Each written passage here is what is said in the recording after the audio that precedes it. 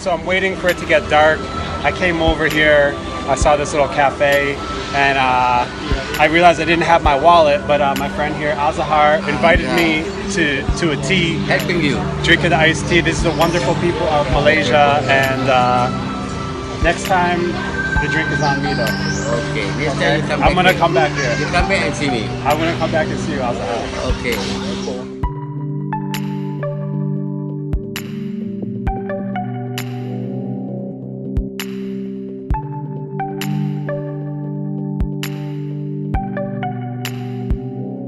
Yeah, so the plan is to show you how to shoot some wicked light trails. Let's see what we can get. There is a great little pedestrian overpass just down the road here we're gonna go to. So let's check it out.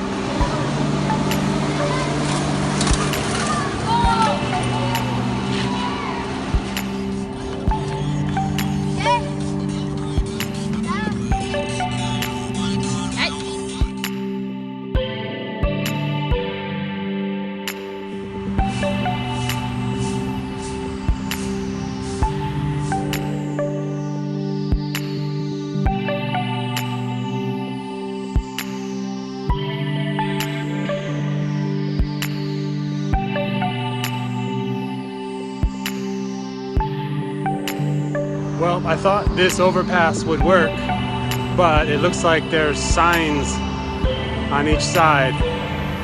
So no place to put my camera. So I'm gonna try and look around, find something else. So the first thing you want to do is try and get the longest exposure possible, because the longer the exposure, the more time that you have your shutter open, that's more chance that you have for cars to run through your scene and get those long silky light trails.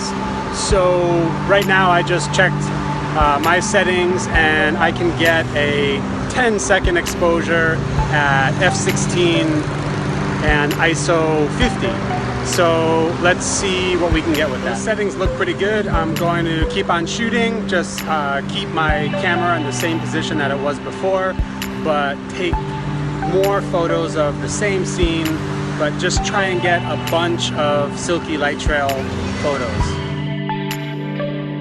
It's getting darker, blue hour is almost over. I'd like to get at least 2 different compositions. I'm not really too happy with this one, so I'm gonna go over to the other side, see if I can get a little bit different angle, and one more shot to go home with. That's it for now. I'm gonna head home. I think I got what I need, so time to get some dinner and then process these images. All right, welcome to my digital darkroom. I just had my Penang char kway teow noodle dinner. It's kind of like pad thai, awesome stuff. But I'm full, I'm ready to get down to business and start working on my images. So first thing I do, import into Lightroom, go into the library module, and I'm gonna look through and just kind of take a quick look at what I got. And you can see there were 2 different locations that I shot from. This was the first location. And you can see here, this location was not that good. These light trails were very dim. I could try and blend in some more, but I'm not that excited about this composition. This one, on the other hand, looks much more interesting. It really grabs me. You can see these white lights just flowing through. It's definitely a more dynamic composition than the other one. So the next thing I'm going to do is I'm going to try and find maybe 3 to 6 different images that I can blend together. And if you don't know what that means, I'll show you in a minute. The first thing I want to do is look for some interesting light trails, ones that don't have too many. For example, this one, there's too much going on here. They're kind of blown out a little bit. This is a little bit better. You can see we have some kind of thinner light trails and they're very easy to see. So I'm going to mark this one a 3-star image. I'm pressing the number 3 and I rated it as a 3-star. Here's another 3-star image. This one, if you notice, I got a bus going through. Buses are really cool because they have these lights on the top and they can give you some really sweet light trails up higher than the normal lights. So if you can ever get buses, that can add a lot to your light trails. I'm going to give that a 3. This image is definitely, there's too much going on, way too much light. The cars were probably moving slower here, but this is just going to be a big fat stream of light, which isn't going to really work. This one looks pretty good. We can see some very clear lines.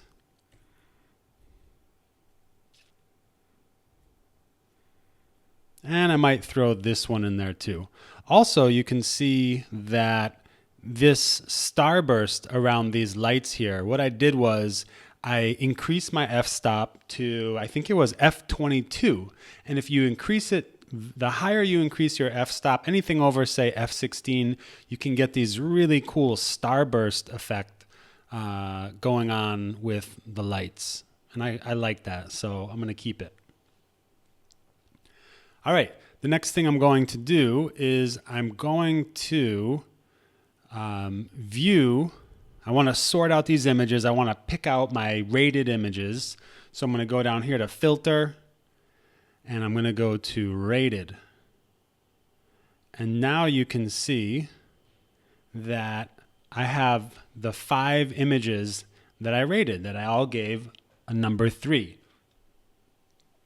So my next step is I want to kind of balance out these images. I want them all to look more or less similar in the sense that they have the same exposure level, the same brightness, everything.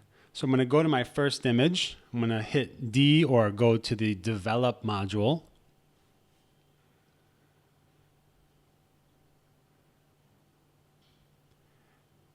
And the first thing I'm going to do is I'm going to bring down the highlights just a little bit because usually these are a little bright. So I want to bring back the highlights, bring up the shadows a little bit, bring up the whites a little bit, and bring down the blacks. I might also add just a little bit of clarity. I think it really helps to define these night images, and bring up some color, add a little bit more color. Also, I want to make it a little bit more blue. It's kind of warm from those bright lights.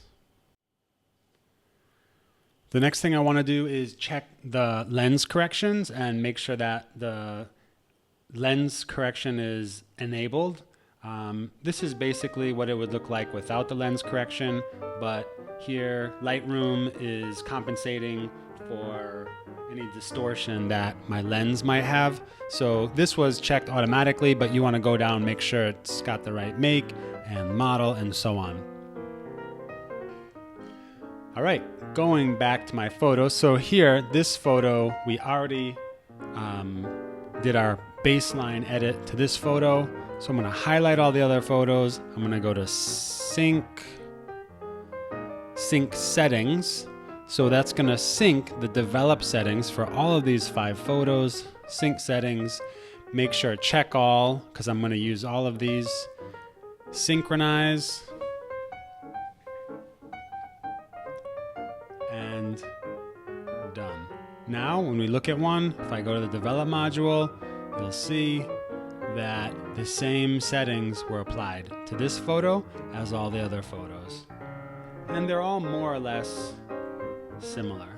Although here our sky's a little lighter, but that's okay. Second step, take these photos, highlight all of them, right click, go to edit in, all the way down to open as layers in Photoshop. Don't be scared, people, hang with me. Now I want to show you a little trick I learned from my friend Jimmy McIntyre. I'll put a link down to this in the notes after, But I'll show you here quickly how you do it. It's so simple. Even if you are Photoshop illiterate, anybody can do this. It only takes a minute. What you do is you highlight all of these layers, go to the blend modes, which is right here, blend mode, go down to lighten. All you have to do, click blend mode lighten, boom, and it merged all of the photos, but it only merged the bright pixels in each photo. Now, you might be thinking, geez, that's way too many light trails. And yeah, it's kind of overkill. So what I'm going to do is I'm going to go through, click on these little eyeballs, and see which ones I can get rid of that will make this, give me the level of light trails that I want. So I want to get rid of that. This one I might keep. I think this one is the one that's just really adding too much, but let's see. Nope. Definitely want to keep that. I think I'm going to get rid of that. I'm just going to add this. I think that's a little better because this is a little bit much for me. I don't know. I'm kind of... that's the bus. Let's do this. I want to keep the bus. So let's do that. That way we still have some kind of separation between the light trails. Again, this is just according to your own creative preference. It doesn't really matter, but this is what I would do. So now I just have those three.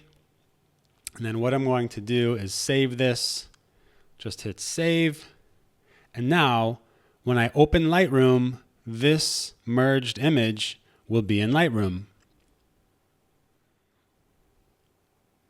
Here we are back in Lightroom in the library module, and you can see that these 5 photos now have a 6th photo, which is the photo that I just merged in Lightroom. Let's take a look at it.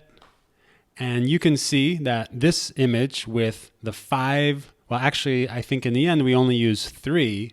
This image with the 3 merged photos looks much better than, say, this image, which is basically empty right here in the middle, or these with less light trails. So now we have some solid light trails working through our image right here. The next thing I'm going to do is the final step. I will edit my image for any last details. So I go back to the develop module. This looks bright. So again, I'm going to bring down the highlights somewhat, not too much, because then you're going to lose the brightness. So I might bring them down a little bit and then bring up the whites a little. I also think it might, little contrast might help. And I think we're okay with vibrance. Sometimes the clarity can really help define these night images or images with bright lights. And do we need black? No, I think that's good. I think I want to go to my split toning, go to shadows. Let's see.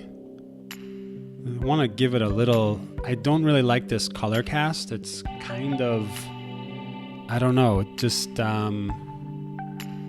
doesn't work for me. So I'm going to add a little bit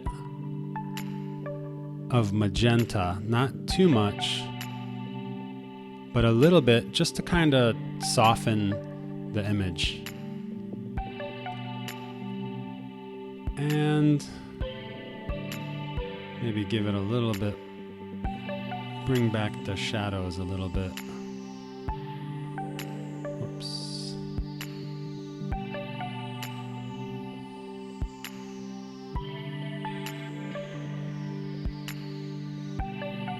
There we go. We can see a little bit more of that sky. The last thing is I want to, again, accentuate this a little bit more. So I'm going to go down and give it a slight vignette.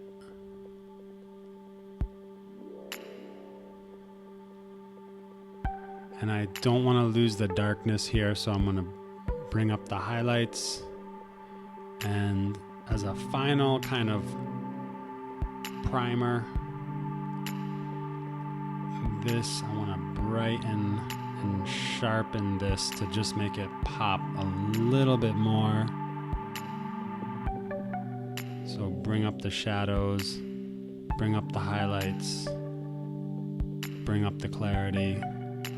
There. I think that's definitely a stronger image than it was before, and maybe even add sharpening a little bit more.